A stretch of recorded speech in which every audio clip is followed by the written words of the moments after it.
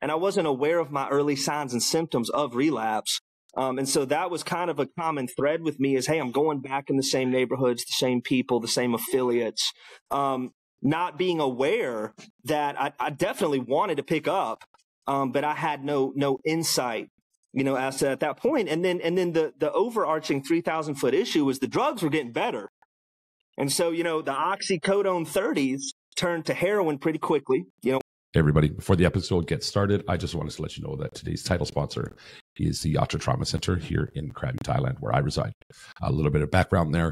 I was invited out to Krabi to attend the residential treatment program at the Yatra Center. And I have to say, without a doubt, it's been one of the most transformative experiences of my life. They specialize in EMDR therapy, IFS therapy, cognitive behavioral therapy, and they run all of these in conjunction with ice baths, meditation, mindfulness, yoga, Tai Chi. Geez, there's so much going on. And trauma relaxation exercises. This is something completely foreign to me. I'd never heard about before. Definitely look that up if you're interested. Anyway, guys, they treat all sorts of trauma. It is not just about addictions. Of course, that's why I was there, and some of the things that led me to addiction. And then, of course, some of the kind of the big T trauma that happened while I was living in active addiction. It's given me freedom in a way that I cannot begin to wrap up in a quick introduction to an episode. So if you have trauma that you think might be holding you back in your life, definitely check them out. That's theyatracentrecenter.com. That's YATRACENTRE.com. Check them out. Anyway, guys, thanks for listening. Here's the show. Hello, everybody. Watchers, listeners, supporters of all kinds. Welcome to another episode of the Ashes Awesome Podcast. I'm your host, Chuck LaFlange, joining you from Krabi, Thailand. Joining me halfway across the world in virtual studio is Fleetwood. How you doing today, Fleetwood? I'm blessed, brother. Here in South Carolina, Chuck, we also have the ocean, but we talk a little differently, here in South Carolina than Thailand. So, we got some similar features and landscape, but look, man, it's such a blessing to be with you. And I just want to thank you for taking time for me. Hey, what's the weather doing out there right now? South Carolina, sorry. Yeah. Yeah, South Cac. Yeah, it's pretty good. I mean, it's 50s, high 50s, no wind, no rain, no snow. Okay. A lot of fireworks. We're probably going to see some lights in the sky, but it's pretty temperate, man. I'm here in Columbia, which is the armpit of the state. And so we're going to be all right this winter. Summer's where we have to pray and go to church because it'll sweat the devil out of you. I tell you what, here, man, more days than not, if I walk outside, the air hurts my face. Like, it is so hot, it's just like, oh my Lord. So what I try and do now, and I slept for a while tonight, but I try and work from midnight to noon so that through the hottest, because I've only have air conditioning in my bedroom, right? So for the hottest part of the day, I can take a nap and not feel guilty about it, right? And it helps me keep on schedule with the all back home, right? In that part of the world. So, yeah. Sure. So, hey, listen, and real quick, I'm sorry to cut you off, Chuck, but no. For I was going to say, for those who don't know, this is what recovery looks like, and here's what I mean by that: is Chuck woke up at 6 a.m. to do so. It's 6:30 South Carolina time, but for Chuck it's 6 a.m. And so that's recovery. You got to do what it takes. And again, man, I'm just so grateful for you. On New Year's Day. On New Year's Day. Right. No kidding, man. No kidding. All right, bro. So, we were talking before we were recording here, and we got to establish some credibility. And so for a peek behind the curtain to the audience, I'll about how we came across each other, or how I came across you. Your toilet testimony is what I've come to taking it, or calling it, right? Your toilet testimony, where I could not believe, and I sat and watched that entire thing the first time I came across it, which in a world of short attention span and social media, to actually sit and watch a video that was, what's about 15 minutes long, something like that, right? So about 25 minutes. Oh, 25 minutes. Okay. There you go. You had me hooked 25. so early on with the authenticity of what you were saying. It was hard to watch, but compelling at the same time. And folks, I'll put a link specific to that in the show notes. You know, outside of the rest of it, I'll make sure that so you can see that toilet testimony, because it is powerful. And I guess I want to thank you for sharing that with the world. Somebody said to me not long ago that vulnerability saves lives, and I think you're well on your way with that video to doing that, bro. I really do, man. So thank you for sharing that. So we're not going to play that video now. We got to establish how it is that we get to a point where you're making a toilet testimony. So why don't you give us kind of the Reader's Digest version of that, and we'll kind of go from there. How's that sound? Yeah. Well, yeah. I just want to say first and foremost, you know, I'm so humbled. You know, that video has been witnessed or viewed, you know, 1.1 million times. There's been thousands of comments, thousands of messages, and to be quite honest with you, Chuck, it really restored my faith in humanity. I mean, it's just unbelievable to see how much it resonated, you know, with people on the internet. And just a little bit of a backstory on that video.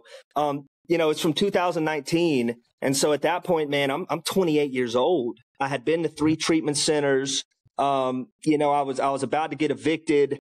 You know, things weren't going well, as they tend to go with addiction. So, you know, my girlfriend at the time, who's now my wife, she really just pulled the camera out and said, "Hey, man, let's testify. I mean, let's share this so that you can see it." I mean, it really wasn't anything we planned to put on the internet. And so just for context purposes, you know, I was about 23 hours into withdrawal from methamphetamine and fentanyl. And I think for a lot of people witnessing the video, those who have done opioids, especially, they're going, "Man, this is cap. You know, there's no way you could be 23 hours in." And the only thing that I would say is I think I had just enough meth and just enough fentanyl in my system for God to compel me to speak on it. A couple of hours after that video, and we'll get a little bit more detailed as we go, I robbed my drug dealer and you know, used. So, you know, that's just what addiction does is right when you have some hope and some clarity, it kind of sneaks up on you. So yeah, that's in a nutshell, the events surrounding and precipitating that video. No kidding, man. No kidding. Okay. I kind of forgot what I like to do before we get into your story, into your testimony. Yeah. The first time you remember getting messed up with intent. Sure. How old were you? What happened? Yeah, I remember it clearly, which is maybe half the issue with addiction, but it was OxyContin 80 milligram pill. And so I was born in 1990. So Chuck, I'm sure you can relate to this. You know, we were the pill generation. And so, you know, I was 14 and I had smoked and I had drank. And I heard of OxyContin. I kind of knew what it was, but I didn't know what it was. And so my buddy's uncle had a prescription to 80 milligram pills. So he gave us a couple. My buddy took one. I took one. Chuck, I woke up 36 hours later, and you know, the first thing I said was, let's call your uncle back. You know, let's go see your uncle again, because, you know, it was the first drug I took.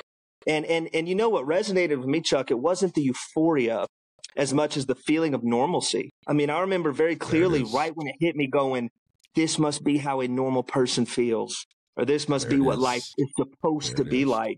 You know, and then I got high as Aladdin, which you know, that's you know, then I got super high, but that was that first feeling.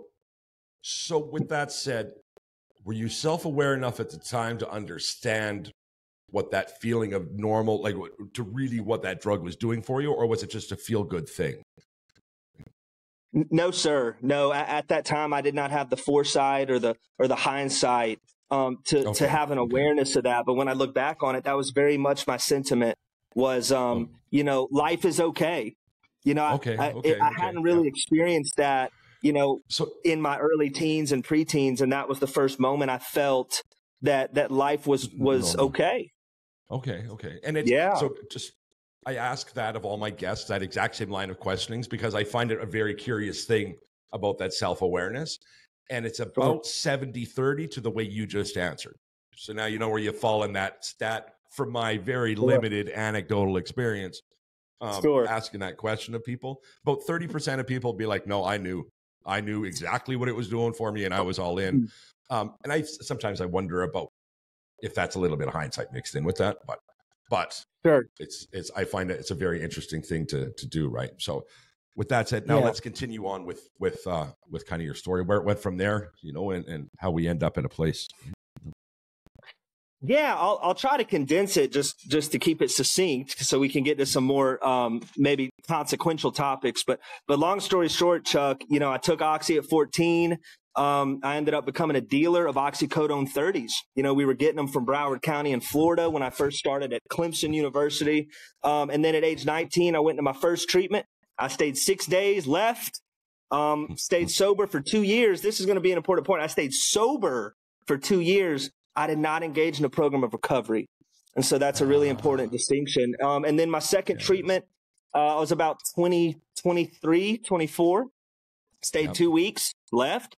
My third treatment. What brought you back into the life? What was your breaking point? Well, what was happening, Chuck, is I'd put myself around people, places, things. And so I'm going around people thinking I was good, with hindsight realizing, I wanted to relapse and I wasn't aware of my early signs and symptoms of relapse. And so that was kind of a common thread with me is, hey, I'm going back in the same neighborhoods, the same people, the same affiliates, not being aware that I definitely wanted to pick up, but I had no insight, as to at that point. And then the overarching 3,000 foot issue was the drugs were getting better. And so, the oxycodone 30s turned to heroin pretty quickly. Once they regulated the system in Florida, they put a tracking system for prescriptions in Florida. So that stopped. The heroin came. And then around 2016 or 17 in North Carolina, the fentanyl came. So for me, fast forward to that video, right around that video, Chuck, I had been to 3 treatment centers. I didn't complete a single one of them. I thought I knew what to do. And so I kept discharging prematurely. And I would get some sober time, but I wasn't doing the work, bro. I wasn't doing the true work, which is when the substances stop. And so, I was 28. And at this point, I filmed that video. And here's the power of addiction is, a couple of weeks after that video, I'm still using. Right. So at this point, I'm shooting up a little bit. I'm smoking. And I'll tell you the day that I found God. And another way to say it is God found me is Super Bowl Sunday, 2019. I'm in a park in Asheville, North Carolina, which is where I'm from. And it's called Carrier Park. And it's probably 1 or 2 o'clock, right before the game getting started. Park's full. Kids are running around. Everyone's having a fantastic day. And so I'm in my truck at this park. Now, keep in mind, my truck has 5% tint. And so, even the good Lord can't see me. If he was up on my window. So, I'm waiting on my fentanyl, it comes, I take my keys out of the ignition and I load up my fentanyl on the tinfoil. Right. So right as I'm smoking, I remember clear as day, I'm going down the crease. And right when I get about halfway down the crease, it's like somebody edited my life. And the next thing I know, Chuck, I'm looking up and all I see is blue. That's the very next recollection. And there's 4 faces looking down on me. And, the really scary thing for me is I wasn't afraid. I was grateful and I was at peace because that first thought was, man, I crossed over. It's over. I don't have to put my family through this. I don't have to keep suffering through this. And little did I know it was not over. It was just getting started. And so I picked myself up, Chuck, I'm on the pavement. And I start to realize these 4 faces are paramedics. And I look to my left, and here's how powerful God is. And define him as you will, but I'll talk about what it means to me. But I look over to my left, my truck is backed into a car, and there's glass all on the pavement next to the driver's side window. There's a fire truck, there's an ambulance, and there's 1 or 2 cop cars. And so at this point, I'm going, okay, I think I messed up. And so they take me to the ambulance and they take my blood. And I'm asking the paramedic, what the hell happened, brother? He said, look, man, we just got on scene. Apparently you had overdosed. You were unresponsive. And so he tests my blood. and they put me in handcuffs for DWI under fentanyl at this point. Yeah. And I'm sitting in handcuffs, and keep in mind, there's 200 people, standing in a circle. I'll never forget the look on kids' faces. I mean, there's people looking at me like I'm Frankenstein or something like that. And I asked several bystanders, I said, what happened? And a couple of bystanders said, young man, you wrecked into a car. I said, I got that part. Once you wrecked into a car, apparently a gentleman came from the far side of the parking lot. And I'm trying not to get emotional. Busted out my driver's side window, pulled me out of the truck, gave me CPR, called 911, stayed with me until the paramedics showed up. Apparently, they administered 2 doses of Narcan, at which point I regained consciousness. And before I could meet this individual, he left the scene. And let's take a pause for a second. And so you're familiar with the world, you're familiar with opioids. I want you to consider this for a second. Think of the likelihood in the middle of overdosing of taking your keys, cranking your vehicle, putting it in reverse, backing into a car, alerting the attention of people around you, and a gentleman coming over and smashing your windshield out and waiting for the paramedics to show up on scene. I like to say that God reveals himself in a way that you as an individual can understand. And for me, I was cynical. I wasn't going to believe that there was something greater than myself until mathematically it was proven to me. And so that day, Chuck, it led to my parents really kind of disowning me and not letting me on property. And there were so many circumstances that provided my sufficient desperation or my rock bottom that it precipitated my purpose and me, becoming the person God needed me to be. And so that's kind of what happened in a nutshell. Shortly after I recorded that toilet testimony is God kind of put me in the corner and said, look, I've taken everything away from you and it hasn't been enough. I'm going to take your life. And if that's not enough for you, then I'm going to make you a martyr. And so that's kind of my whole story, and then, I go to my 4th treatment center, a couple of weeks later after my parents wouldn't let me on property. And Chuck, I stayed there 3 months. I did not make one phone call. No one was going to pick up. The phone is the reality. And so I really was able to do the work of recovery. I had never done the work of recovery. I could get clean, but I couldn't create a life I didn't want to escape. Yeah. And that was fundamental for me. No kidding, eh? Wow, man. That's powerful. Yeah. That's so powerful. One of the first things I zone in on there is you said when you woke up, you were thankful, not scared, or grateful, not scared was your words there, right? Yeah. That whole thing, and I just had this conversation. I just explained this to somebody yesterday.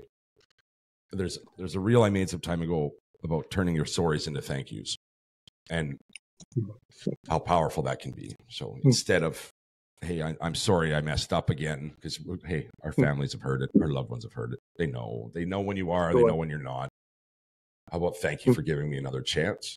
So every time you want to say sorry, you say thank you. And where that comes from, my friend, is being on the other side of that overdose so many times. Sure. And because I wasn't an opiate user, and I was stimulants were my thing. In a big Crackosaurus Rex, I called myself, right? So, so I was usually there when somebody went down, and it was 8 or 9 times that I personally had to, and I don't even know how many times I was present for it. Narcan somebody. Every single time somebody wakes up, first words out of their mouth are sorry. Every single time, right? And the last time it happened, the last time I Narcan somebody, I said, no, this is wrong. Like, why aren't you thankful? And not because I need to thank you when somebody is contemplating their own mortality. No, I don't. But why is it that you feel compelled to say sorry instead of thank you when somebody saves your life? Right? That to me is a messed up mind. That is a sick, sick human. And where the beginning of turn your sorries into thank yous came from for me. Right? And now. So just when you said that, I was like, but the difference the difference Yeah, there, right? and just to clarify, 100%. I mean, it's your approach, but just to clarify, Chuck, and this is the power of the thinking, right? We say it's stinking thinking is what we call it. But I had peace because I thought I had died. I that was my first. I did catch that, but yeah. So for me, it was like, oh, it's over. I don't have to give my family false hope. I don't have to build them up just to break them down. I mean, there was this feeling of, you know what, man, it's over. I don't have to, there's some things worse than death. And I think false hope is certainly in that category. And so it took me quite a while to have your approach to say, hey, look, you got two options. Things happen to you or things happen for you. And for several months, arguably a year, Chuck, that whole episode in the park was something that happened to me. I wanted to be a victim. It was safe to be a victim. And I had to make a decision that, maybe God, and this, I'm going to keep referring to God. I don't know a better word for it, but, maybe God is trying to pave a path to purpose from my past. And that's something we have to meet him 50-50. On that discussion, but it's still hard. I'm 4.5 years in this thing, and I look back at that day, and it still feels like a dream. It's still really. No kidding, I'll tell you one other quick thing about that day. Here's how cynical we as addicts are. I told my mother when I got out of treatment what had happened that day, and she's a woman of faith. Probably the most tremendous example of faith that I've ever known personally. And she looked at me with no hesitation and said, Lane, that's your guardian angel. And me being who I am, I said, nope. I said, that's just a guy, I can prove it. And so Chuck, I dedicated months trying to find this gentleman. I made Facebook posts. I sponsored advertisements on Facebook posts with my picture, with my story, looking for this guy. I called the police department. I called my arresting officer. And to this day, I have not located that gentleman who helped save my life. And, is it an angel? Was it just a guy? Was it another addict? I think at this point, it's not as important to me to know who it was. All I know is God was working through this individual. And so he gave me another chance, and he said, all right, Fleetwood, all right, Lane, what you going to do with it? No kidding, eh? No kidding. Wow, man. Wow. So, So you got a couple things going on. You got your music happening, which, right? The toilet testimony led me down that rabbit hole. As I told you in my first message, I just say, oh, here goes, right? Some great stuff you're doing that way. And sure.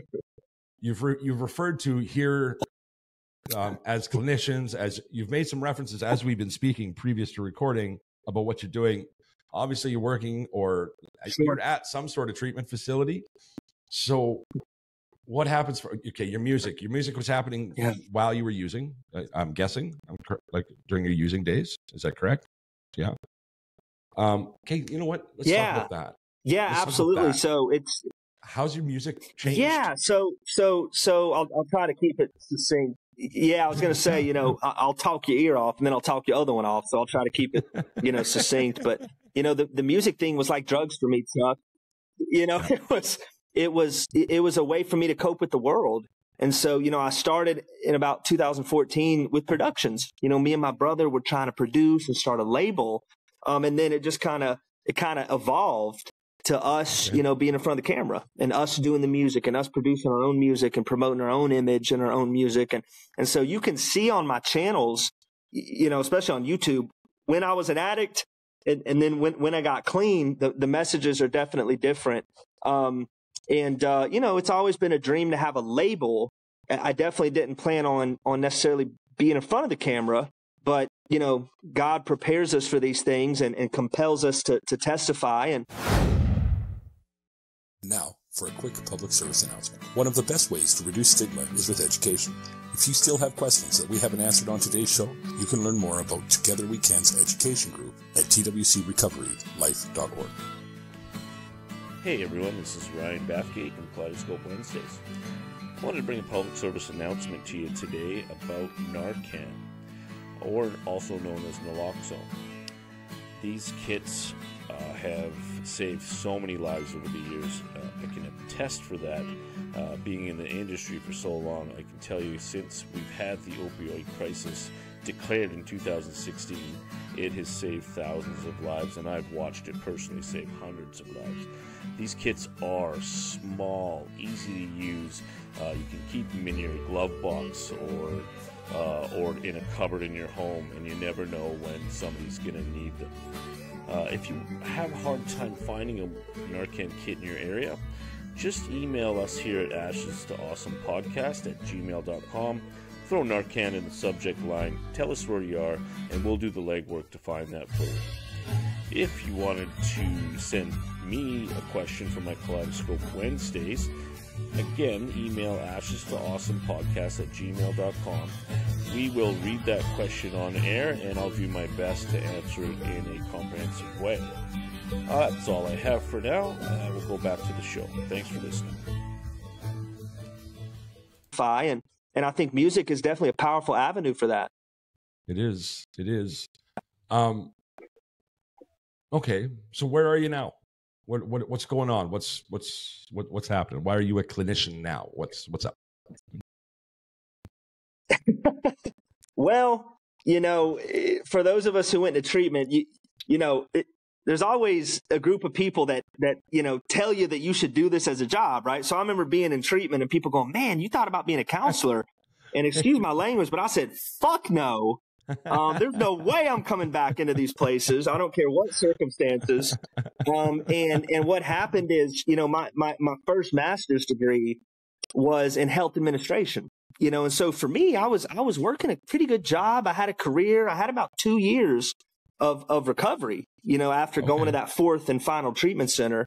And what I noticed, Chuck, and this is really important for everyone who's a chronic relapser, is, I really learned something every episode. Every time I slipped, every treatment center, I learned a little nugget about me. And so, I'm sitting there 2 years into recovery, and I'm starting to realize that I'm in a job where I'm having to make concessions about my story and my testimony. I've got coworkers asking me to come out for a drink or come out for a beer, and I'm lying to them, telling them that I'm busy or I'm doing this, because I felt if they know I'm in recovery, it might not benefit my career in that field. And I'll never forget, I'm sitting in my office. Stigma. And I'm sitting in my office, had a pretty good view, fourth floor. And I'll never forget, I'm looking out my window one day and I see kids out there playing, and it's hard to put into words, but I just watched them play, and they were so carefree and they were so confident with what they were doing. It's like these kids are where they should be. That's the best way I could put it. And for me, I didn't have that feeling. I knew I was doing better, but there was this empty void inside of me that was pushing me out of that office. And so long story short, I quit. And this is an important testimony for those who are in early recovery. My parents did not necessarily like that. People in my circle did not necessarily agree with that, because it was my first real career. And so I definitely didn't get a ton of support, with opting out of that career. But, what's at stake is my life and my health. And I could feel that I was going to drink a beer and then eventually maybe smoke a blunt, and then 6, 8, 10, 12 months later, I might look up and I'm smoking fentanyl again. That's just how the beast manifests. So, long story short, man, I took a leap of faith and I moved states. I came to Columbia from North Carolina. My wife, got a job at the hospital, and I saw a job posting for a place called Waypoint Recovery Center. And here really was my approach. I'm 2 years in, and I'm like you, Chuck, I hear all these things in the rooms, and for me, it was like, I've never really put them fully into practice. And so I wrote a cover letter to Waypoint Recovery Center. My first paragraph here is everything I have ever done wrong. Literally, it was really an admission of guilt more than a cover letter, but, I've been arrested, I've lied, I've cheated, I've stolen. I've done these things in my family. That was my first paragraph to the employer. My second paragraph, Chuck, here's where I am today. And it was just a very candid assessment of look, here's where I am today. And then my third and final paragraph was my 1-year plan, my 3-year plan, and my 5-year plan with their organization. I didn't think it was going to work, but I needed to really see if these principles worked in practice. And I'll be damned if the next day the director called me and said, I want to hear your story. So it wasn't necessarily, or you're hired. It was, hey, I want to hear your story. And so I go there the next couple of days or 2 days later, and I tell her my story. I'll never forget. She looks at me and goes, all right. She said, I got a job, but you ain't going to want it. And I think she was testing me. I said, well, I'm unemployed. So, try me. I have very little revenue or money. So she said, here's the deal. I have a master's degree, Chuck. Keep in mind, I got a master's at this point. She goes, I got a job for you as a tech. She says, you're going to be counting beans. You're going to be checking in residents on a tablet. You're probably going to make $12 an hour. But if you do this job and you commit to this job, when a counseling position comes available, I'll let you slide into it. And so I did it. And when we talk about recovery, a lot of this stuff is blooming where you're planted, and for me, the disease for me, Chuck, was always the disease of more. It was initially a disease of pain, but it quickly turned into a disease of more. I'll be happy when I move here. I'll be content when I get this job. I'll finally have peace when I make X amount of money. And so it was a destination addiction. So for me, I had to bloom where I was planted for the first time in my life. And certainly in my recovery, I had to say, you know what? I got to humble myself and be the best tech I can be. Here's kind of another God wink moment. Fast forward a couple months from that job, bro. Keep in mind, I'm driving 50 minutes to this job, 50 minutes back. Jeez, your wages barely cover the fuel. I'm really not making exactly.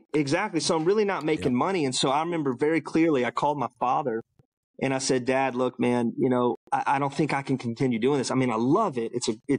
I think it suits my abilities and my skills and some of my anecdotal experience, but I got to find something more local. And he just said, hey, look, son, give it 2 more weeks, give it a couple more weeks. I'll be darned if, I'm telling you, man, God has really been in control of my ship for, ever since I fully committed. A couple of weeks later, after that phone call, a counselor comes in at 5 a.m, packs her stuff up, unannounced, comes in 5 a.m., packs her office up by 6:30. She's out the door. And there was no announcement. And so she tells my director as she's on the interstate, hey, thanks for the opportunity. I'm gone. I quit, hasta luego. And my director emails me that day and says, congratulations, you're a counselor. And it's been such a blessing. There's been a lot of growing pains, certainly with it. But, I think the beauty of addiction, Chuck, is nobody can put me through what I put myself through. And so there's been an acceptance of me versus me, right? Yeah. So it's I'm stressed with this job, but it pales in comparison to what I have put myself through. So, that's where I'm at today. So I've been at this facility for about 2.5, going on 3 years, and it's such a blessing. Wow. Hey, wow. So there's a thing, Mike at the Yatra Center here in Thailand, he was telling me about the JCs, they call them, the residents that, I'm going to be a counselor, or, basically acting like a counselor when you first get there, which I think is funny because I think I was guilty of that. I never went to treatment or rehab. I went to detox 3 times. But I think I was pretty guilty of that myself, right? And I find that interesting. So whenever I hear somebody's working in a treatment center, I like to touch on that for a second. And I imagine I don't think that changes from national or state borders or or whatever, even county borders. It wouldn't change, right? But is that an interesting thing? Does that happen quite a bit where you're at? Yeah. Well, one thing we describe with our residents is ego. What is it? And I think for some people, their definition is self-importance. But what I think people fail to understand is sometimes it's self-differentiation. And what I mean by that is sometimes ego is not that I'm better than this other guy. Ego can be, I can do things differently. than this other guy. And for me, Chuck, you know, man, oh man, I suffered from that tremendously. You know, I always had good education. You know, I could do school. I couldn't manage money or relationships, but I could do school. And so for me, ego was, you know, I don't have to do it the way these people do it. And that was quite honestly my internal monologue is, look, you know, they need 90 and 90. You know, I'll go to a meeting or two. You know, they need outpatient programming. I got school. You know, I can just go back to class. And so for me, my ego was I'm different. Not necessarily that I'm better, but, you know, I can do things my way. I can do things differently. And how did that work out? And so that was my journey with ego, certainly. No kidding, eh? No kidding. So ego's a funny thing. Okay, to do what I do, to do what you do with the music, these are like, there's some ego in there. There has to be. Sure. Right? And that's just the reality of it. But it doesn't have to be toxic ego, right? Sure. It can be positive. It's something I kind of joke about. Every content creator, and whether or not you consider yourself a content creator because you make music, I would say that yes, you are, you know, by my definition of it anyway. You have to have some ego in there. But that ego doesn't have to be toxic the way it has been in our past, right? It can lead to some really positive stuff, spreading the message, right? So,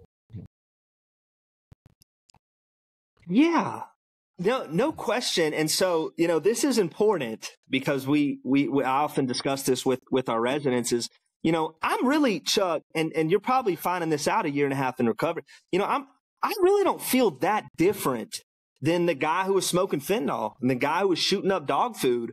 You know, I don't feel as differently as people probably expect me to feel. And so what I mean by that is, dude, I'm still selfish. I can still be cynical. I can still be narcissistic. You know, I had someone tell me I'm not the character in everybody else's movie. You know, I'm not the main character in everybody else's movie. So, you know, I'm still the same person, but I can manage these things better. And so the term that we use is ethical egoism. And the idea is this. I don't help the residents simply to help the residents. I help the residents because I want to get some sleep when my head hits the pillow. You know, I help the residents because I want to feel confident. You know, I help. So there's a symbiotic relationship between service and creating more opportunities for me. And that's just the reality of it. And so what I tell the residents is, look, you're going to be who you are. Your personality is not going to fundamentally shift, but your principles can fundamentally shift. And so that was the difference for me. I'm still who I am and who I've always been, but I had to shift my principles. And I have to make sure my actions line up with my principles. And that's not easy to do. And I think when you look at some of the success rates, that aren't good with addiction, I think that's a huge crux is that people go into it with unrealistic expectations. You know, I think for me, I was like, all right, bro, I'm going to go to treatment. I'm going to come out. I'm going to be a different guy. And I think what was really disorienting for me is really I'm going to treatment, coming out, and I'm more of the same guy. And now I don't have substances to use. And so, you that's the work is when the substances stop, the self-work starts, the recovery starts. And so for me, I just wasn't ready for that. For 14 years, you know, from 14 to 28, I just wasn't ready to really put in the work. No kidding, eh? No kidding. There's so much to talk about here. There really is. Therapy. So therapy, where do you stand on therapy when it comes to recovery, and what are your thoughts on that? Right? Well, I'll say this, you know, we're a 30-day facility. And so I'm pretty upfront with the residents. You know, we don't have much time, and I don't want you guys to come out of here thinking you're going to be cured or fixed. You know, the reality is you're going to come out of our program probably feeling in some ways a little bit worse off than when you came in, just because you detoxed, you're identifying your trauma, you're identifying your mental health, you're stable, but you're starting to be cognizant of your program, you know, and sometimes that can be a bitter pill to swallow. So for me, I'll be honest, Chuck, a lot of my work's with the family, and what we tell and teach the family is, you know, the D word. You hear this a lot. Addiction is a disease. Addiction is a disease. And for some people, they can't accept it. They either can't or they won't. And so the best way I describe it to families is think of addiction as a learning disorder. And what I mean by that is a healthy person can look at a drug, right? Look at heroin, cocaine, meth, and say, okay, that would be fun, right? That would be a great time. But you know what, Lane? I have to be at work at 3:00. I have to see my kids at 5:00. I have to transport people later tonight. You know, they can make a rational decision that this drug is going to interfere with my ability to be the person I need to be and that my family needs me to be. Addicts don't have that. And so an addict looks at a situation and goes, oh no, I have to be at Christmas at 5:00. An addict is so uncomfortable with who they are and with the world around them that drug is an opportunity to be a better father, to be a better husband, to be a better brother, you know, to be a better servant. And that's the cognitive distortion. And so for family, they're coming into this going, does my son not love me? Does my husband not love me? Oh, and I'm going, no. It's the opposite. Your husband is so desperate to be available and to love you, but he can't give what he doesn't have. And so he's trying to give love. He doesn't have self-love. And so the drug to an addict is an opportunity to be a better husband or to be a better person or a more available or more comfortable person. And then unfortunately, things turn pretty quickly. You know, that drug takes a hold of you. And really the only way to change the way you approach the substance from the addict perspective is to touch the stove and get burnt. And for some people, I'll be damned, they burn every finger. You know, before they start to think about things a little bit differently. But that's what we teach in terms of the family is, look, guys, you didn't cause it, you can't cure it, and you can't control it. And then from an addict perspective, you know, with a 30-day program, Chuck, we don't engage in necessarily therapy. We do some cognitive behavioral techniques, but we're really kind of peeling their onion and saying, all right, what is the core? Why are you using? You know, is it boredom? Well, boredom is maybe peace with the absence of gratitude. So you might not be bored, you might lack gratitude. You know, is it mental health? Is it trauma? Is it environmental factors? And so what we do is we peel their onion. We try to get them to see what they need to see. And then we give them a couple of tools, you know, to manage their environment, to manage their anxiety, to manage the way they think. And then we get them a plan. You know, we always try to get them to the next facility or the next phase or an outpatient or a sober living. And in that respect, you know, we do individual therapy, we do classes, we do groups.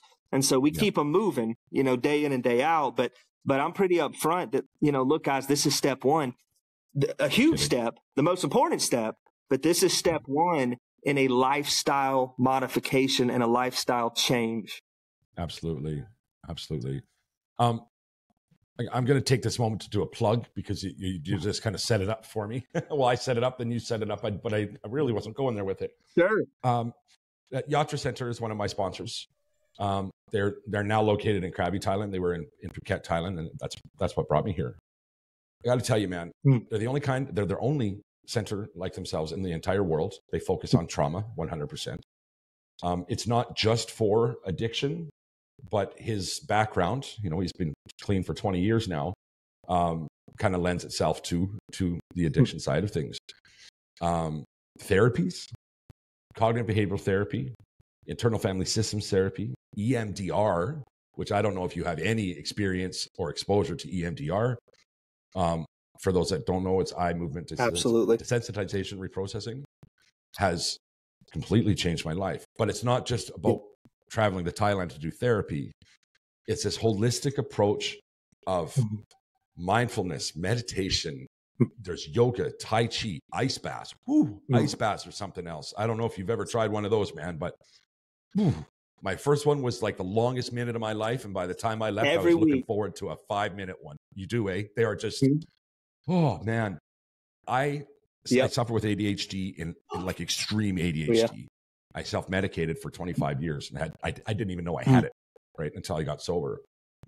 An ice bath for me was the first thing I'd ever seen that I could honestly reset my brain, right? Because you could just If you're going to get through a minute, 2, 3, 4, 5, you have to just wipe all the noise away and focus on your breath. Otherwise, you're not going to make it. Right? You're going to jump out of that thing, right? And but his whole approach, it feels like it's a shotgun of stuff happening when you get there. Like it's not in a negative way, but it's just like, wow, there's a lot going on. And I was about 3 weeks in before I discovered the genius of what he was doing. Yeah. There's a formula where he uses all 3 therapies to feed into each other, and it's absolutely transformative. And relative to treatment centers back home, and this is a place where you go when you have some stability. You're not clean for a day and you walk into the Yatra Center. Yeah. You've got some stability. You're working on healing as opposed to white knuckling it, right? Once you're at that place, yeah. He took my worst traumas, stuff like EMDR, for example. I had to write down the name. I never had to tell him about it. I never had to talk about it out loud. I had to write it down, give it a name, and picture it to really simplify it. There's a much more of a process than that. When I wrote it down, it was, I melted down. I completely lost, I melted down. The trauma was so intense. It was a really, really big T trauma.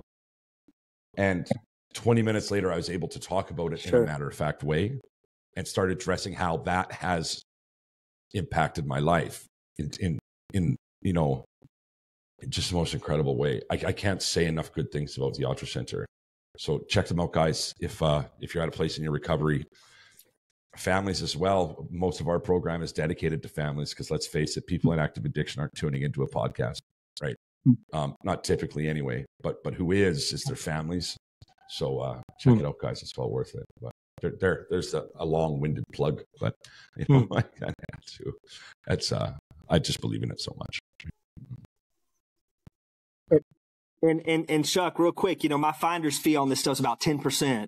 So just make sure that gets wired or mailed or, however you want to do it. Do you accept checks? Right? Checks in the mail, right? Yeah. Yeah, I accept post-dated third-party checks. Yeah, I accept them all. I'm good. Yeah. Mike offered me the scholarship, and here's who Mike is, bro. He offered me that scholarship. While I was there, I was doing some vlogging, but at no point as a center did he share anything that I did. He refused to capitalize on my treatment. He just refused to.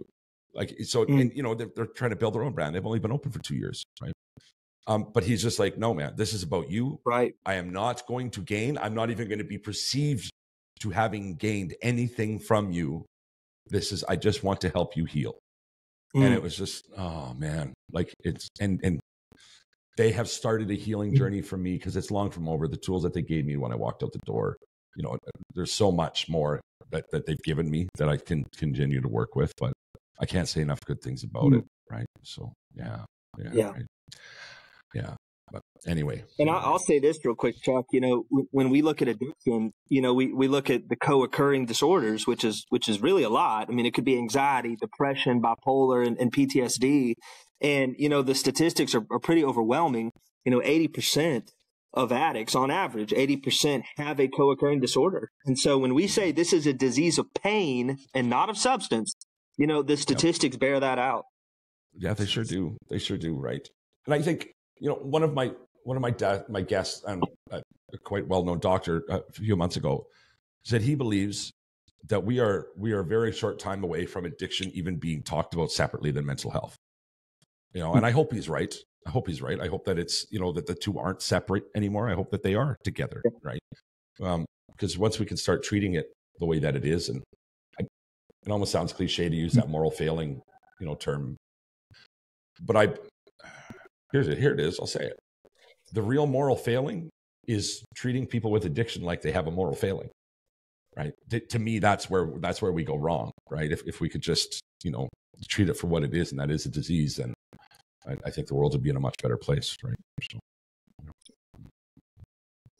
Well, and I'll kind of, I don't want to go too far down the rabbit hole, but the reality, Chuck, is when you look at our penal system, it really lends itself to over incarceration.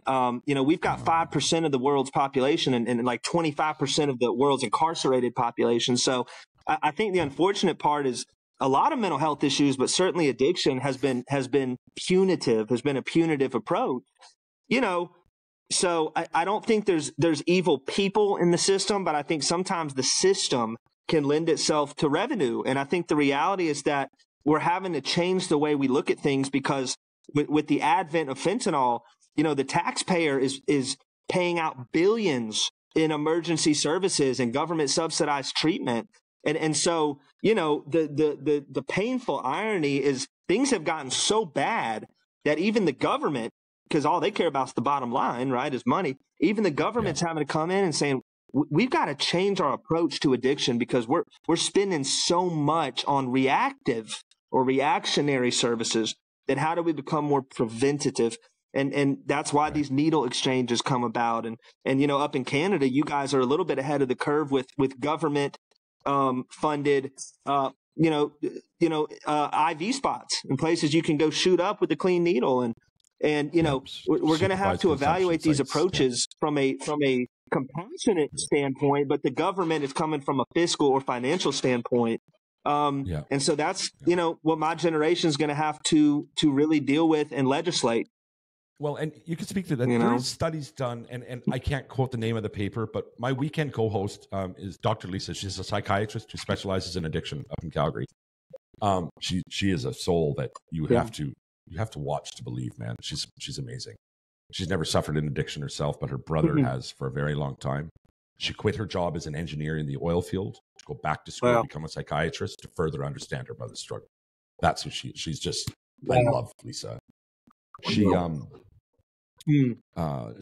quoted a few studies about, I believe it's $1 to $6 or $1 to $8 for it. So for every dollar you spend on treatment, you save $6 or $8 on in the end game between prisons, especially in prisons. That's where most of the money goes, right? When you're dealing with addiction, looking at it through the numbers, most of it goes into prison, right? And now, of course, with fentanyl, the worst fentanyl. You've got the emergency services, the deaths, the hospitalizations, and all that. Deaths are not cheap. For people that think that say those horrible toxic things. Even you guys are wrong. It's not. It's when a fentanyl addict dies, it's a very expensive thing. So if you're the type of person to say something so evil as the death is whatever, you're wrong. So Well, and I'll give some statistics. I actually did Jared's podcast last night, and he mentioned Jared's you. I know you guys are pretty good friends. I love him. He's my people. He's a good guy. And so I mentioned these statistics. I'll mention them with you too. Is last year, 100,916 people died from drug intoxication. So these are people who took a drug and died, not people behind the wheel or suicides or, that's not even a part of the equation. So 75,000 roughly were opioids. And an overwhelming percentage of that was fentanyl. And so here's a reference point. World War I, the United States lost 116,000 people in World War I.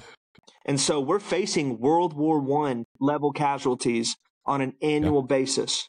And so what frustrates us in the industry, I hate to call it that, but the industry of addiction, where is the media coverage on fentanyl? Where is the government interference and intervention on fentanyl? I'll hear a lot about COVID for legitimate reasons, of course. But from my vantage point, fentanyl is doing more damage and has been doing more damage on an annual basis than COVID could ever dream of doing, at least, up until this point. So it's frustrating. It's a leading cause of death in British Columbia right now, which is, of course, on our West Coast. It's the leading cause of death, right? Every day, and here's a stat. Every day between Canada and the United States, a 747 falls out of the sky. Just imagine if it was anything else, right? When you put that in perspective, if it was anything else that was causing this kind of death, the world would come to a halt. And we know this because it recently did. Right? So that's what's wrong with the world right there, folks. Absolutely. Yeah. Well, and statistics, you know how statistics are, you can fudge them and manipulate them, but there were some studies that suggested that the leading cause of death in the United States for people 18 to 45 is fentanyl. And so, AA is big on, the opposite of addiction is connection. Well, look at what COVID did. It isolated people, it disconnected people. And so that's kind of the hidden statistic with these overdoses is COVID. COVID pulled people out of their networks, out of the rooms, away from people. And so those statistics are further exacerbated by COVID. It's frustrating. A lot of this fentanyl is coming from China through the dark web or through the cartels in Mexico. And I just don't see the same response from our government on a local, state, or federal level. I see some coverage about it occasionally, but there doesn't seem to be much action on a legislative level. And I know Narcan has certainly been a huge tool, but we got to get more preventative. And I think the best approach is education. I think you have to start at a very young age and really start getting into the school system. And, I remember in the United States, we had a DARE, DARE camp. This is when I was a child, and they would bring out the car that was wrecked by the drunk driver. It didn't work. I don't think they had the right approach necessarily, but no, they didn't. But that's part of the just say no days. Their intentions were good. Yeah, that was part of the just say no days. Exactly. It came from a good place, but it wasn't. It doesn't work. The challenge, though, brother, the just say no thing. Back then, you could experiment with drugs, and these days, the reality is you can't. So. Just say no is almost back. It almost has to be back, right? But and maybe it's a different kind of education. I don't know, but with everything being cut the way it is, we can't fool around. I think the messaging just wasn't authentic. I think that was one of the issues. Is we have to have an authentic discussion. The problem with drugs is they're awesome and they work and they're the greatest coping skill on the planet.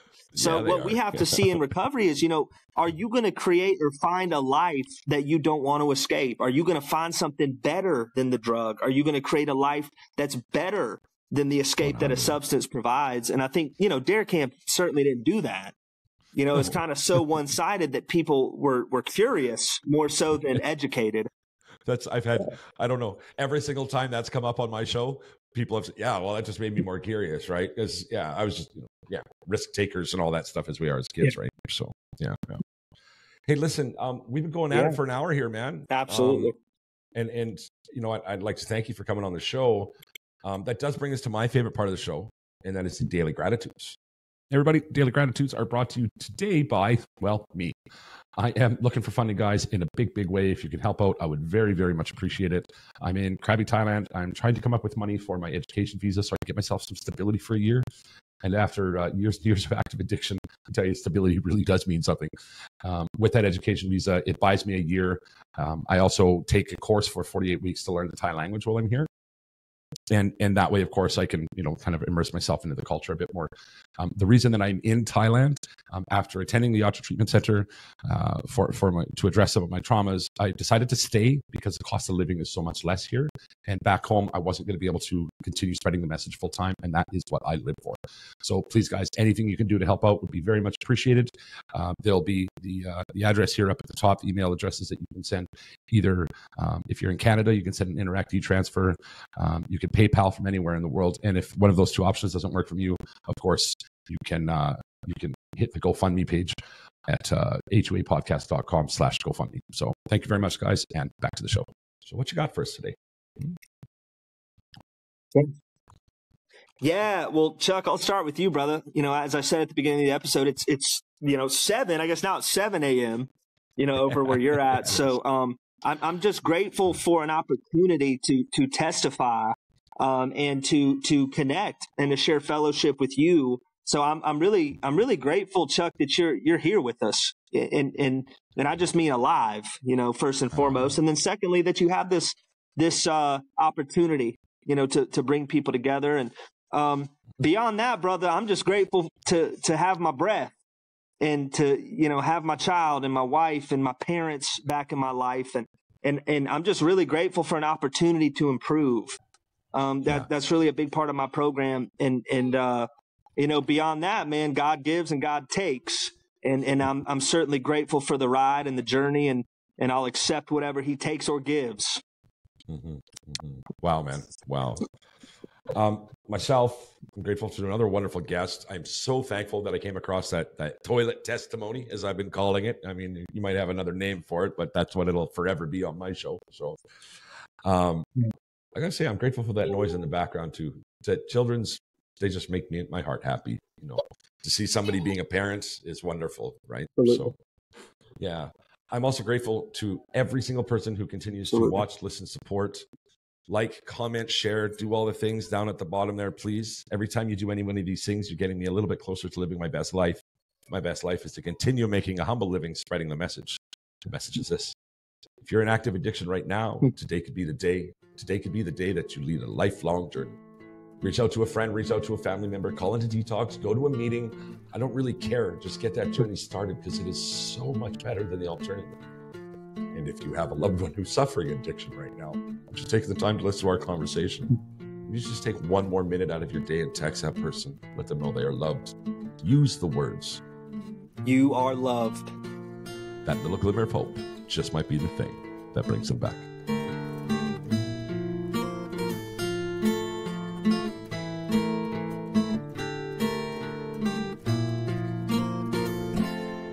My body's getting cold, my life is running low. Bail me falling,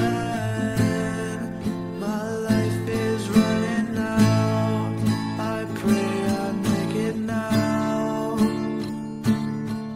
but if I don't, it will be okay. I'll find you another day, and I'm not scared to go. It will be okay. I'll find you another way, and I'm not scared to go, because when I die, I'll be happier in another life. I'll be a lady